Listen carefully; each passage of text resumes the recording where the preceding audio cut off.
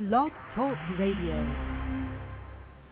Hello everyone, this is Laurie Smith on Blog Talk Radio. Good evening. It is 9:30 p.m. here in Calgary, Alberta, Monday night, August the 9th. I'm happy to be here. This is Child Abuse Prevention and Human Rights Abuse Prevention is Up to Us. It's a 30-minute live internet streaming radio broadcast from blogtalkradio.com. And I've got the chat room open. If anybody would like to sit in the chat room, that'd be great. And I just want to continue talking about a PDF. We're still looking at this PDF. There's a few bits, a couple more chapters I wanted to sort of take a look at. It's 114 pages long, so I don't know if we'll cover the whole thing, but it's got some good information in there, and it's from Child Welfare Information Gateway, and that is www.childwelfare.gov/pubs, P-U-B-S, /user manuals, /foundation/foundation.pdf. That's where you can find this actual PDF document from. And we're on Chapter 6, What are the Consequences of Child Abuse and Neglect? And I'll just give you the actual title of the PDF. It is from the Child Abuse and Neglect User Manual Series, a Coordinated Response to Child Abuse and Neglect, the Foundation for Practice. This was put out by the U.S. Department of Health and Human Services, Administration for Children and Families, Administration on Children, Youth, and Families, Children's Bureau, and Office on Child Abuse and Neglect. And it's a great PDF download. I really like the information in here. It's not too old. It's a little bit outdated, 2003, but compared to some of the stuff that we're seeing out there from like 1994, it's a lot more current than some of it. And I just like what they go on, just the way they present it. It's quite good material. It's just an overview basically of the Foundation for Practice, Child Abuse and Neglect, right? So I want to continue looking at that. And I'm happy to be here. Thanks so much for everybody for tuning in. I'm not a professional, counselor or therapist or anything like that. I'm just a private citizen who pays to do my own blog talk shows. And I always tell people on this show, on all my shows, because it's so important for people to know that I'm just a private person who pays to do my own shows because I just feel that I just want to be one more voice out there with all the other voices who are speaking out against child abuse and standing up for children's rights. And as a survivor, it's really important for me to do this. I came out public with my story last October, and I started a blog called Not So Fond Memories, Growing Up in an Abusive Home. It was a public-facing blog, and I was directing people to it because I finally wanted to break the silence. I wanted my story to come out. It bothered me so much that I thought, I don't want to go to my grave, years down the road, whenever that will be, with all of this inside of me. I really needed to get it out. And so I started writing my blog, and which was basically my story, my memoirs, starting from when I was 13 and a half. And I sort of take a look backwards and then also take a look forward. So it was published and made into a book, A Life of Death, The Redemption.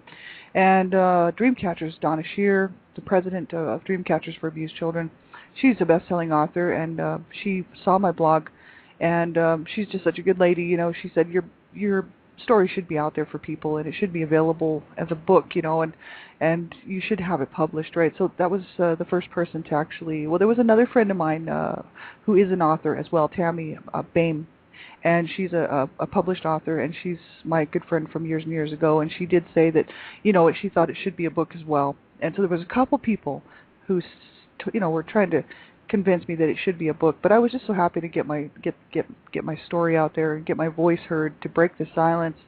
It did help me immensely to get all of that out. I needed to break the silence, and I really feel that silence is the issue with child abuse, right? If we don't talk about it, how will we ever be able to stop it? You know what I mean? If we're going to continually, as a society, push child abuse under the carpet, lock it behind a closed door, nobody should know about what's going on in our home, nobody should know about what happened to me in my past, it allows the abuse to continue, is what it does, because it allows abusers, first of all, to walk free. It allows abusers to get away with what they did without anybody ever knowing. It also allows society to stay in the dark about abuse and the fact that it is an epidemic. It's commonplace, and that's what the problem is. Abuse should not be commonplace.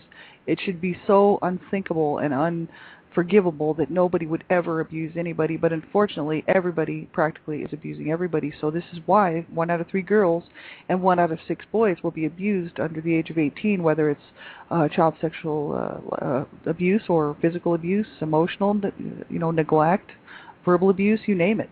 1 out of 3 girls, 1 out of 6 boys. Now that's the stats for sexual abuse, unwanted sexual touching, and molestation and child sexual abuse, but it also is the stats pretty much across the board for all the different kinds of abuse.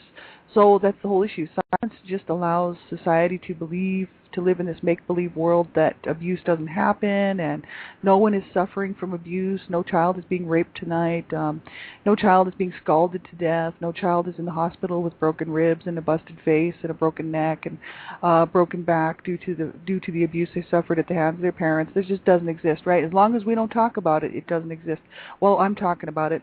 There's a whole lot of people out there talking about it. And I just wanted to be one more voice, and so that's why I'm doing these shows. And I thank everybody for tuning in. I appreciate this so much. I started these shows right after I started writing my blog in November. Became very much interested in public speaking at the time. I thought, hey, if I'm going to publish, actually the whole reason I really wanted to go public with my story, actually another reason, not the whole reason, another big reason and a motivator for it was the fact that I was going to try, down the road here in the future to do public speaking across Canada and the United States. And I thought, I can't very well get up there and say, oh, survivors need to tell their stories and we need to break the silence when I haven't even broken the silence. It was a big issue for me to break the silence. There's many reasons behind it. And also because I didn't want to go to my grave with this information, because two of my brothers went to their graves with nobody knowing what they had, not very many people knowing what they had gone through. There was a few people that did, but most people wouldn't have known, right? So I wanted to be their voice too. So there was a lot of reasons why I wanted to go public with my story. And so my book, all the proceeds are going to Dreamcatchers for Abused Children. So know if you do purchase a copy on Lulu.com, Sharon Potter Books, Lulu.com, you can know that money is going to go to help stop child abuse. That makes me happy. I hope you will pick up a copy because the profits are going to Dreamcatchers for Abused Children, not to pay my rent. I did not want the money for that book, as I stated before. That book was paid for with a lot of tears and a lot of sorrow and grief and sadness and blood, and it's been paid for. You know what I mean? So I couldn't see taking money for that book, and so I wanted it to go to stop child abuse, right? So that's why I'm doing these shows, just to be one more voice out there, and to get the education out there to people, as well as myself, because I'm studying all the time, in between courses at MRU, so I'm just working all the time to learn and to continue to broaden my knowledge base on the issues surrounding child abuse and how we're going to prevent it, and what we're going to be able to do in the future to stop it, because not one child should suffer. Not one child deserves to be abused. There isn't one. And so tonight, we're going to lose children tonight. We're going to lose them tomorrow night. We're going to lose them the next night to parents and caregivers who cannot cope and who will kill their children in a very vicious and violent and totally barbaric manner. And these children will suffer tonight. And if they're not killed, they'll just suffer in their homes, laying on the ground, bleeding and half dead. This is so pathetic. We really have to stop this. This is an epidemic, and if it doesn't bother us, there's something wrong with us as a society, right? So that's why I'm doing these shows. And if you're under the age of 18, young kids especially, I really ask that you have permission to listen to my shows, and I just get someone, an adult you trust, a parent if you have one. I know quite often we don't have a parent who cares. But if you have someone in your life, an adult who cares, someone who's older, who can listen to the show with you just to help you make up your mind whether you should be listening to it or not. I don't know how young the people are listening to the Blog Talk players. They could be placed anywhere on any website. So I just want to make sure that young people have permission to listen to the show, or at least have someone listen with you. Then they can help you if you have questions, because abuse is a scary topic and not very many people in the mainstream society talk about it. And you could have questions and not know what I'm talking about, and then wouldn't know where to get the answers. So I just ask that you have someone listen to the show with you to make sure it's okay. And if you're a survivor, you want to make sure that you don't become triggered by the material. So that's why it's so important for survivors of child abuse, adult survivors, to know what you're comfortable and capable of doing and how far along you are in your healing, and that way you don't trigger and you don't end up upset from hearing the material. So just know that I'm covering abuse, so if you think it might bother you, you must turn off the show. Everyone has to listen at their own discretion. So we'll get right on with the show here, and I really wanted to start chapter 6 in this PDF document here. That's from www.childwelfare.gov/pubs/user manuals /foundation/foundation.pdf, and we're on chapter 6, which is about page 45 or something like that, 44, somewhere in there. And I wanted to look, this is so important that we know this stuff. This is so important. Actually, it's page 42 of this PDF. What are the consequences of child abuse and neglect? I look at this quite a bit, and I study it, and because I'm a survivor of child abuse, right? Verbal, psychological, physical, emotional, spiritual, sexual, you name it. And so it's so important for people to know what happens to children when they're abused, and how difficult it is for them when they grow up. You know what I mean?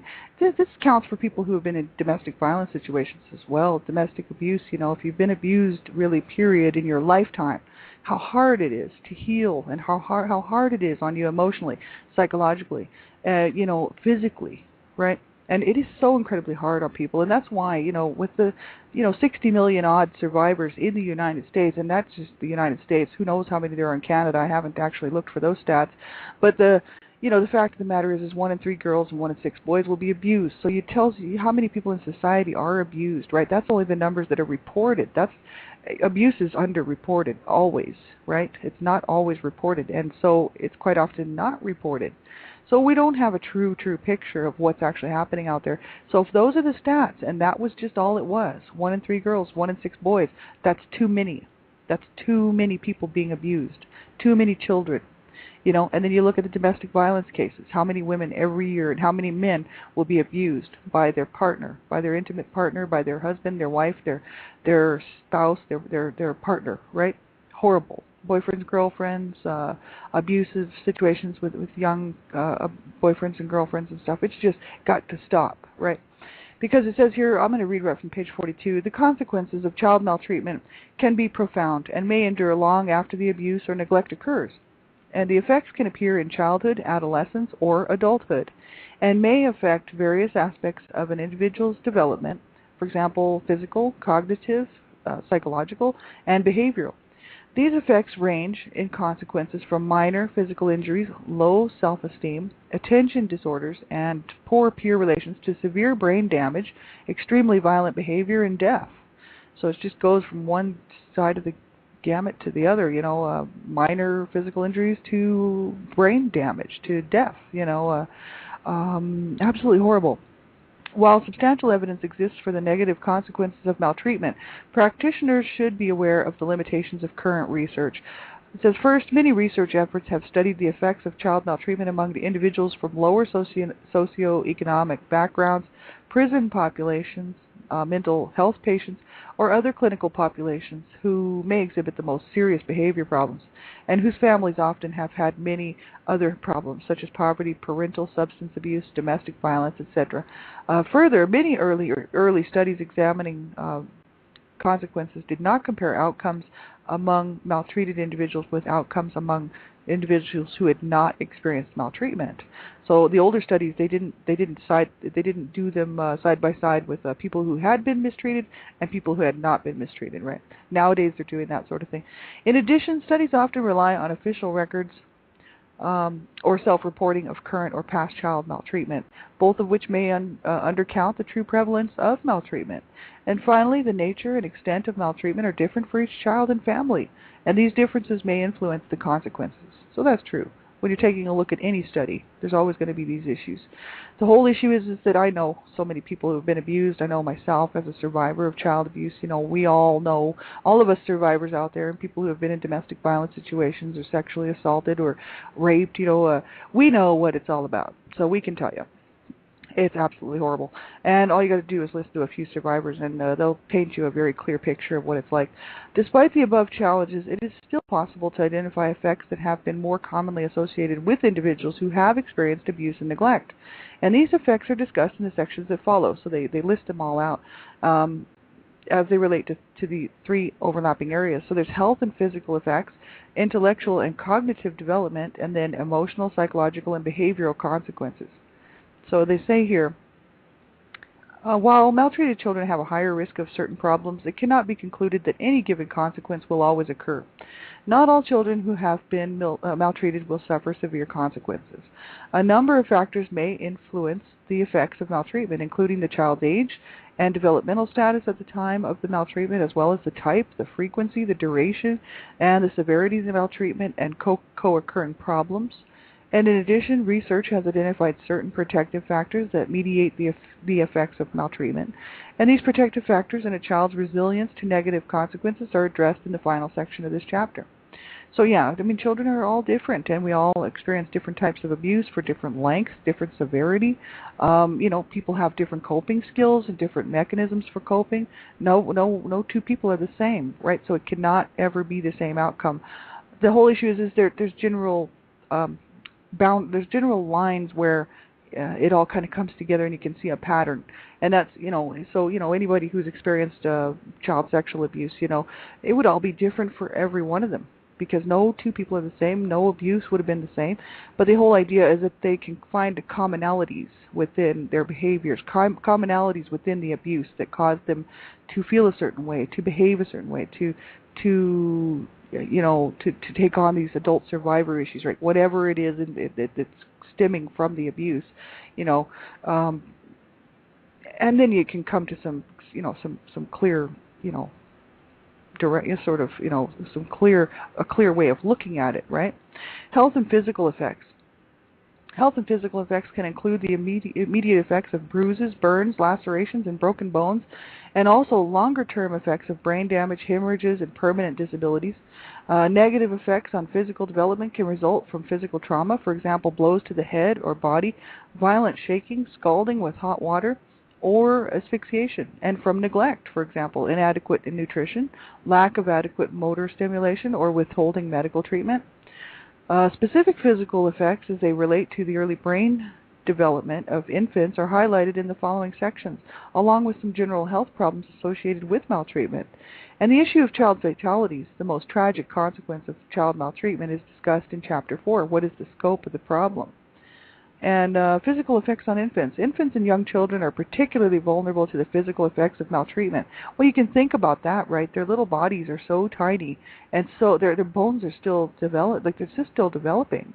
All their muscular, the skeleton, like their cartilage, everything is still so soft. You know what I mean? These little babies and infants and young children, they have not had a chance to firm up and get hard, and so children cannot take these physical beatings. You know what I mean? They cannot take these shakings. Shaken baby syndrome, SBS, is absolutely horrific. And if anybody has not taken the time to go to any SBS websites, shaken baby syndrome websites, and take a look for yourself what happens to babies and children who are shaken, you better be taking a look at it. This is what we're trying to stop. You know what I mean? Their lives are forever changed. These children end up in wheelchairs. They can't even breathe without the help of the breathing tubes. They can't even go to the bathroom because their whole body is shut down because their necks are broken. Spinal cord snapped. And this is because somebody can't tolerate a couple of hours of crying from a baby who needs to cry and wants to cry. Let the baby cry, for God's sakes. Get yourself a grip. Put some earphones in and dance around the room and have a good time and play with your baby instead of shaking it to death, and trying to shake it to get it to stop crying or whatever. It just causes more problems, and then you end up killing your child or permanently damaging them. And I hope everybody will go take a look at an SBS baby or an SBS child and take a look at that and then say, shame on the people that do this to these children, and let's stop this, right? Let's stop this now. It says, shaking an infant may result in bruising, bleeding, and swelling in the brain. The health consequences of shaken baby syndrome can range from vomiting or irritability to more severe effects such as concussions, respiratory distress, seizures, and death. Other possible consequences include partial loss of vision or blindness, learning disabilities, mental retardation, cerebral palsy, or paralysis. It says infants who have been neglected and malnourished may experience a condition known as non-organic failure to thrive. With this condition, the child's weight, height, and motor development fall significantly below age-appropriate ranges with no medical or organic cause. The death of the child is the end result in extreme cases, and non-organic failure to thrive can result in continued growth retardation. And they go on to say here, as well as cognitive and psychological problems. Even with treatment, the long-term consequences can include continued growth problems, diminished cognitive abilities, retardation, and social emotional deficits such as poor impulse control. And so yeah, this whole issue is so incredibly serious. As far as what happens to children when they're physically abused, especially infants and babies. Hello to everybody in the chat room. I'm just checking in here to say hi, and glad you can all be here. I'm really happy to see you all here tonight. This is just so... It's just, it just makes me mad when I see this stuff, and because I know it's happening right now. And what can we do about it? You know what I mean? There's kids are being shaken right now. What are we going to do? We got to get the education out there. We really need it to be front page news. It needs to be everywhere. You know what I mean? Not just the odd commercial every 6 months, or once a year. It's just not enough. We're just not doing enough. And the $104 billion being pumped out annually, that always gets me. I talk about that almost in every show. But that's because when I read that stat and I saw that $104 billion was being pumped out annually in the United States alone because of child abuse, I thought, why are we not taking that $104 billion, adding another $10 billion to it, and stop child abuse once and for all? You know what I mean? We don't want to see any more children suffering out here. You know what I mean? And this just makes me sick that we're not, as a society, able to stop this. Because we can't videotape every single parent and their child 24 hours a day. We can't videotape every single child sexual predator. We half the time we don't even know who these child sexual predators are. They're just lurking about, the school teachers, doctors, lawyers, neighbors next door, right? I mean, society has just got to wake up and start straightening up, you know what I mean? And when it comes to child rights, let me tell you, children have rights, and as far as humanitarian rights go, I study this stuff, right? So human rights, it's a big issue. So you got the UN, right, backing up human rights, right? UN. If child rights were treated the same as human rights were with the UN, we'd have the UN coming down on the United States saying, you got to stop this mess. These children have rights, and I really believe that we should be able to punish the parents according to the UN standards of the same punishment that somebody would get in a human rights issue, right? I think that the courts need to start coming down hard on abusive parents, abusive caregivers, abusive daycare owners, anybody who's caught and convicted, found guilty, and 100%, no doubt about it, guilty of child abuse, should have to, toe the line, you know what I mean? But sadly enough, this is not what we're seeing. So child abuse just continues on, and nobody really cares, except for us and the people in the chat room. Thank you very much for being here. Effects on brain development. Over the last decade, researchers have enhanced the field's understanding of the adverse effects of maltreatment on early brain development. And recent brain research has established a foundation for the neurobiological explanations for many of the physical, cognitive, social, and emotional difficulties exhibited by children who experienced maltreatment in their early years. And they said other explanation begins with the link between chronic physical abuse, sexual abuse, or neglect, and the chronic stress it typically causes in a young child. In reaction to this persistent stress associated with ongoing maltreatment, the child's brain may strengthen the pathways among neurons that are involved in the fear response. As a result, the brain may become wired to experience the world as hostile and uncaring.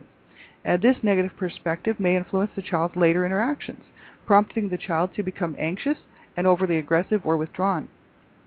And I mean, I know that's my case, and that's my family's case, all of my siblings, right? We were just wired for that because we just spent our whole lives in that. Research shows that maltreatment also may inhibit the appropriate development of certain regions of the brain. A neglected infant or young child, for example, may not be exposed to stimuli that would activate important regions of the brain and strengthen cognitive pathways. Consequently, the connections among neurons in these inactivated regions can literally wither away, hampering the individual's later functioning. And if the regions responsible for emotional regulation are not activated, the child may have trouble controlling his or her emotions and behaving or interacting appropriately. Impulsive behaviors, for example, difficulties in social interactions, or a lack of empathy. So this is all, these huge consequences of child abuse and neglect, and this is the physical portion of it. Other health-related problems. Maltreatment may affect an individual's health in a number of direct and indirect ways. Victims of sexual abuse, for example, may become infected with sexually transmitted diseases, including syphilis and human immunodeficiency virus, HIV. Studies have found that women who had experienced sexual abuse were more likely to experience ongoing health problems such as chronic pelvic pain and other gynecologic problems, gastrointestinal problems, headaches, and obesity. Recent research suggests that adults who were maltreated as children show higher levels of many health problems not typically associated with abuse and neglect, for instance, heart disease, cancer, chronic lung disease, and liver disease.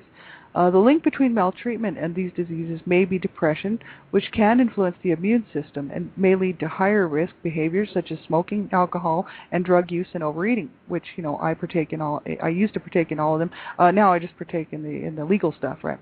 Cognitive development and academic achievement. That's the next portion here. And current research differs on findings related to the consequences of maltreatment on cognitive development, verbal abilities, and problem-solving skills. Some studies find evidence of lowered intellectual and cognitive functioning in abused children as compared to children who had not been abused, and other studies find no differences. So that's just the thing with these studies. They don't, some of them they can see clearly the lines, but some of them they can't. Emotional, psychosocial, and behavioral development. And they go on to say here, all types of maltreatment, physical abuse, sexual abuse, neglect, and psychological or emotional maltreatment can affect a child's emotional and psychological well-being and lead to behavioral problems. And these consequences may appear immediately after the maltreatment or years later. And we see a lot about that, looking at the whole topic of abuse, physical abuse, sexual abuse, the whole physical aspect of abuse. There will always be emotional and psychological damage done from it as well. So even though a child might only suffer from emotional abuse, psychological abuse, they'll feel those effects, right? But if a child suffers from physical abuse, they will also suffer from emotional and psychological abuse. And that's the problem with that. It's so incredibly damaging. Emotional and psychological consequences. It says, while there's no single set of behaviors that is characteristic of all children who have been abused and neglected, the presence of emotional and psychological problems among many maltreated children is well documented, and clinicians and researchers report behaviors that range from passive and withdrawn to active and aggressive. Physically and sexually abused children often exhibit both internalizing and externalizing problems. Emotional and psychosocial problems identified among individuals who are maltreated as children include low self-esteem, depression and anxiety, PTSD, post-traumatic stress disorder, attachment difficulties, eating disorders, poor peer relations, self-injurious behavior, suicide attempts, etc. Maltreated children who develop insecure attachments to caregivers may become more mistrustful of others and less ready to learn from adults. And they also may experience difficulties in understanding the emotions of others, regulating their own emotions, and informing and maintaining relationships with peers. And then they go on to talk about, this is really a pretty extensive article, PDF, right? We're just on page 45. There's 114 pages here. Violence, substance abuse, and other problem behaviors. They go on to talk about that. And let's see, what else do they list here? We've got about 2-3 minutes left of the show here. They also talk about resilience, a child's resilience, and they go on. They have some charts with some costs of what it actually costs because of abuse and whatnot. So that's really something to take a look at. And then the next chapter is what can be done to prevent child abuse and neglect, and we'll pick that up on Wednesday night. So thanks, everybody. I really appreciate you being here and tuning in, and this is just awesome to have you all here with me in the chat room, and I appreciate you coming by tonight. This is so important to me. I've done over 300 shows now, and I didn't know how many shows I'd be doing. When I first started out last November, I was just going to do one a week, and then it turned out to be 2 a week, and then pretty soon it was, 5 a week, and then 7 a week, and it just kind of kept going, and I wasn't sure how long I'd keep doing it, but I just checked, and I have over 9,000 shows listened to, and somebody's listened to my shows, and it's all of you guys. Thank you so much for listening to my shows and listening to me ramble on every night, and or at least every other night. I really appreciate you being here and supporting me in this, and I know that your heart is in the right place because, there's so many of us that do care, and we are going to make a difference, and we are going to stop child abuse. I do believe this. I'm the Canada Regional Director for Dreamcatchers for Abused Children, and I'm so happy to be. It's a volunteer position, and I love it. And, I just see great things happening. Please check out our website at www.dreamcatchersforabusedchildren.com, and we will have programs rolling out when we have funding. And we've got all kinds of stuff in the works, that over 60 different projects in the works. We're just waiting on funding. So keep your eyes open and support us any way that you can. If you can't support us financially, that's okay, because I know how it is. Money's tight. But even just sharing our posts, the whole idea, it's all about stopping child abuse. It's for the children out here. To get the education and the awareness out, and to get people comfortable talking about abuse and looking at it, because we need to look at it. If we're going to stop it, we've got to face it. And so I'm so thankful for all of you who are facing this with me and allowing me to face this with you. Thank you so much. Have a great night, everybody, and we'll talk to you real soon. If you need anything, get a hold of me on Blog Talk Radio or Facebook. I'm always around. And I'll be back on tomorrow morning, One Child Abuse Survivor to Another. Have a great night. Take care of yourselves, and thanks a bunch for being here. And make sure, you do get some help if you need help.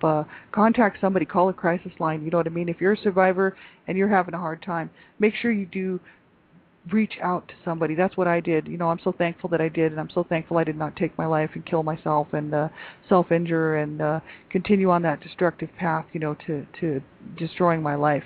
So, get a hold of me if you need some information, and if I can just be a friend or an ear, or a shoulder for you to, I'm here, you know what I'm saying?